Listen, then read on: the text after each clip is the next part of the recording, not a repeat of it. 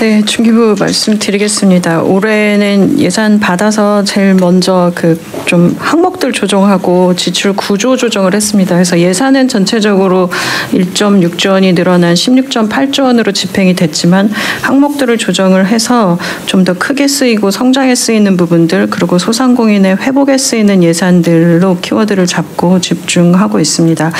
우선 창업 벤처 분야 먼저 말씀드리겠습니다. AI 딥테크 쪽으로 유망 스타트업 발굴 육성하는 데 집중해서 모태펀드를 마중물로 벤처 투자 시장을 확대하는 데 집중할 예정입니다. 이를 위해서 모태펀드 출자 예산이 역대 최대 규모인 1.1조 원으로 편성했습니다. 이 부분 중에 50% 이상을 유니콘 육성을 위한 넥스트 유니콘 프로젝트에 집중합니다. 그리고 또 하나는 창업을 했다가 다시 재기하려는 제도전 펀드 부분에 예산을 좀 대폭 늘렸습니다. 2026년에는 2천억 조성하고 그리고 벤처들의 회수 시장 관련된 부분도 굉장히 많은 부분 업계 얘기들이 있기 때문에 세컨더리와 M&A 쪽에서의 회수 시장 활성화를 위한 부분들을 지원하는 것을 벤처 쪽 우선 주요 과제들로 봤습니다. 두 번째는 중소기업 지원 부분입니다. 중소기업은 지금 굉장히 많은 업체들이 인력 고용을 하고 있고 또 제조업 쪽에 많은 부분이 있어서 중소제조기업의 DX AX 대전환, 그러니까 가장 중요한 과제로는 스마트 공장 보급 예산을 잡았습니다.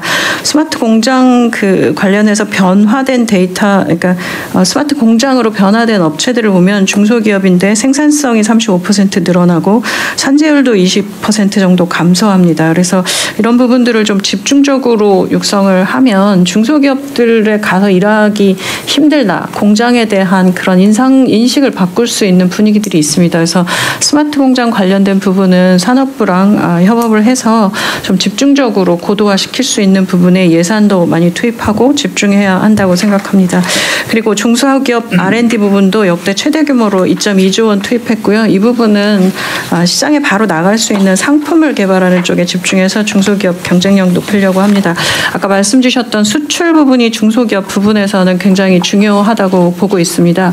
이 K뷰티는 정말 정부가 일부 그냥 예산 한 6천억 정도 지금까지 투자했던 것들하고 그다음에 그러니까 규제 관련된 거 풀어준 것만으로도 지금 늘어나고 있는 상황이고 올해도 계속해서 역대 최고치를 기록하고 있는데요.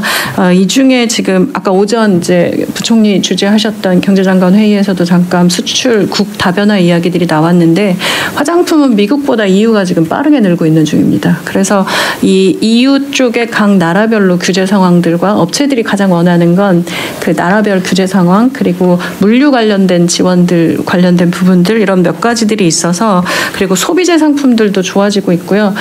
지난번 말씀하신 역직구 외에 온라인 수출이라고 해서 온라인으로 수출하는 부분들도 지금 금액이 크지는 않지만 1조 정도 올라오고 있는데요.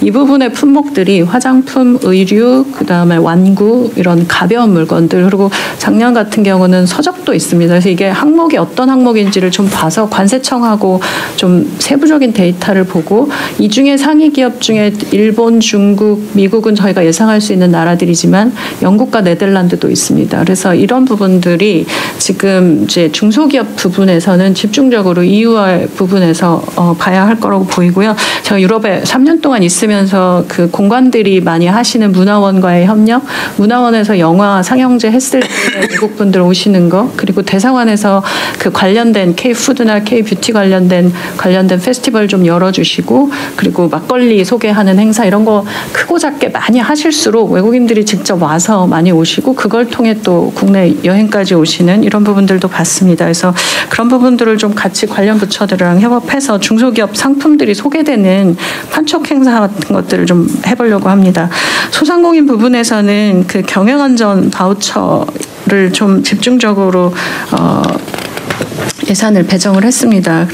그리고 또 하나는 소상공인들은 폐업의 전후로 폐업을 결심하는 데까지 걸리는 기간이 1.4개월 정도 걸린다고 합니다. 너무 긴 시간 동안 금융의 이자 내고 하는 상황 속에 노출되어 있으셔서 폐업도 좀 빨리 하실 수 있도록 도와드리는 예산 좀 늘리고 그리고 재기도전 관련된 사업 예산으로 좀 집중할 예정입니다.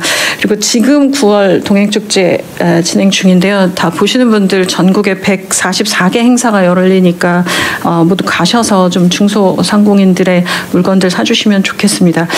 이 동행축제가 하고 온누리 상품권이 소상공인과 전통시장의 대표적인 소비진작 프로그램이라고 생각하고 있고 이 부분을 통해서 통상적으로 올해 한 1조 정도의 추가 판매 매출이 날 것으로 예상이 됩니다. 그래서 이 부분의 소비진작 행사에는 온라인과 오프라인 그 상점들과 모두 다 공동으로 진행하기 때문에 이 부분을 조금 더 큰 판촉 행사와 축제로 좀 만들어 보려고 생각하고 있습니다.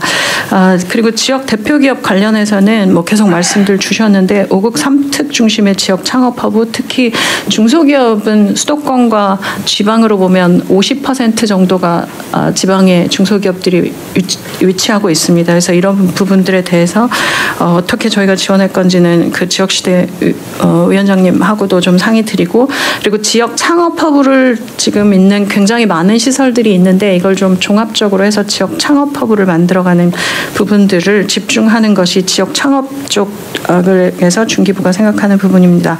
납품대금 연동제하고 기술탈취 근절 부분들은 좀 집중해서 현장에 안착하도록 해서 중소기업들이 공정한 환경 속에서 사업할 수 있도록 하겠습니다.